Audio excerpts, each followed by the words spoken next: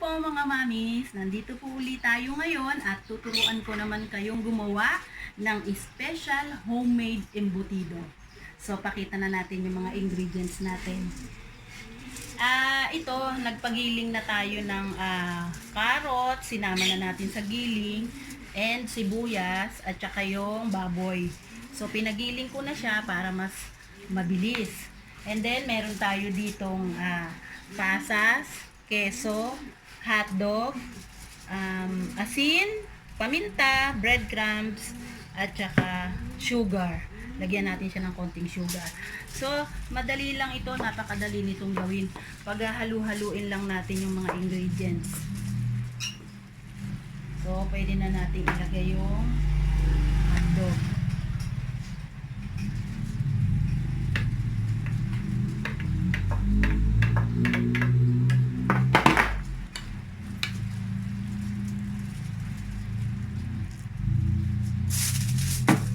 Ilagay na rin natin tong asin at paminta. 3 kutsarang asin nilagay ko dito. So mamaya titikman ko kung matabang. Pwede naman natin dagdagan ulit. And yung pasas natin. Yung pasas kasi masarap siya. Nag-a-add siya ng sweet flavor sa ating embutido. Then yung keso later na yan kapag binabalot na natin yung ating embutido. Halo-haloin muna natin siya.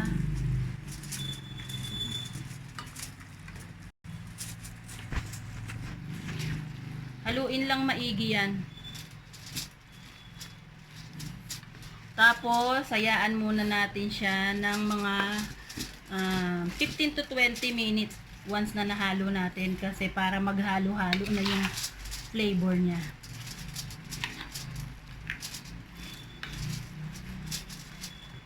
Lagyan na rin natin itong breadcrumbs. Ito kasi yung magdadagdag na para magdikit-dikit siya.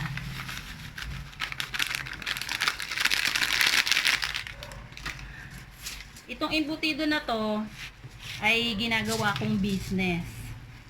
So maraming umorder sa akin ito. Kaya sinishare ko sa inyo, baka sakali magka-idea kayo, gawin nyo rin pang business para may extra income kayo mga mami. So, halu-haluin lang natin yan.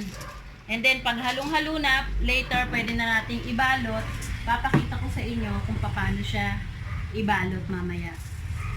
Hayaan muna natin siyang mag-merge yung kanyang mga flavor. Okay. Pause lang. Okay. So, ayan, sinaling ko siya sa mas malaking lagayan para mas mahalo natin. And then, lalagyan natin siya ng egg. Ito rin kasi makakatulong magpadikit sa kanya. Para mas madali siyang mabuo.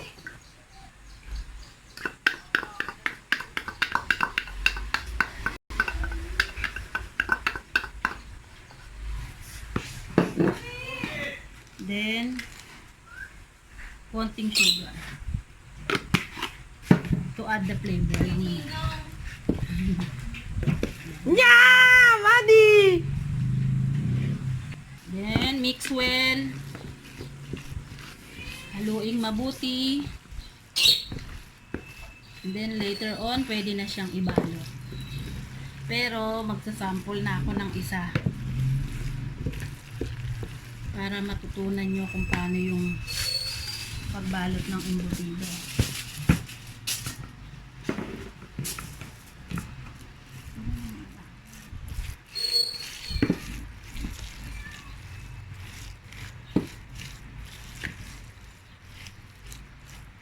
So, ganito lang po ang pagbalot.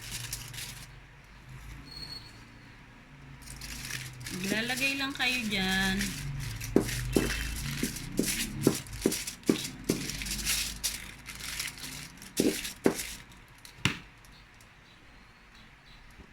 Then ako kasi gusto ko nilalagay yung cheese sa gitna kasi mamaya pagka na-steam na yan, matutunaw yung cheese. Ayan na siya, oh. Ganun lang. Then, i-roll nyo. Tapos, sisikipan lang yung dalawang side.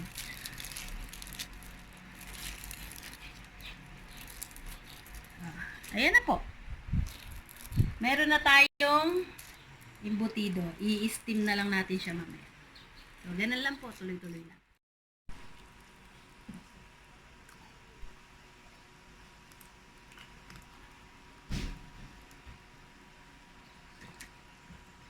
Yan ang lunch namin ngayon. Sabaw.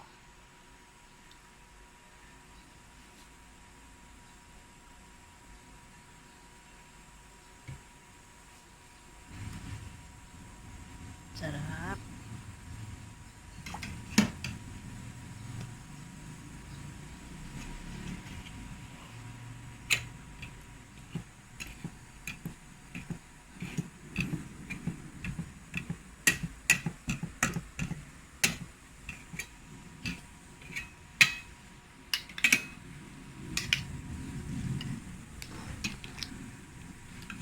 Lagay mo tong gulay habang mainit yung sabaw.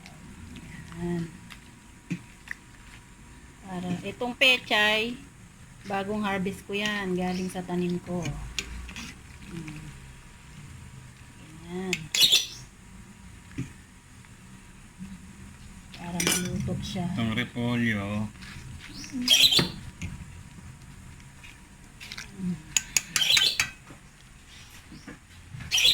Nilagyan ko siya ng sotang. Init-init.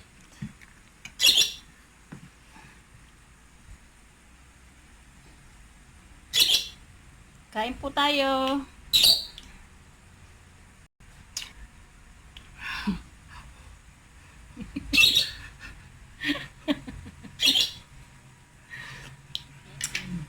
Ikaw. Hindi na nagsalita. sarap. Kumenyas na lang.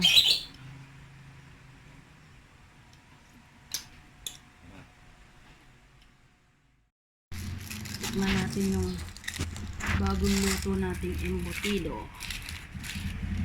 Bago natin i-deliver sa ating mga suki. Siyempre, tayo muna ang titikim kung tama ang timpla. Ayan. Oh, tingnan mo oh. Kung gaano siya kaganda oh. Diba? Buo siya. Tikman natin. Tikman natin.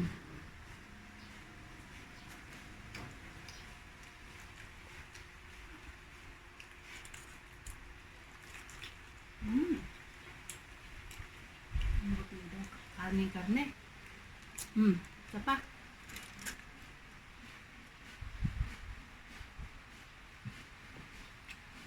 Inat. Ang sarap.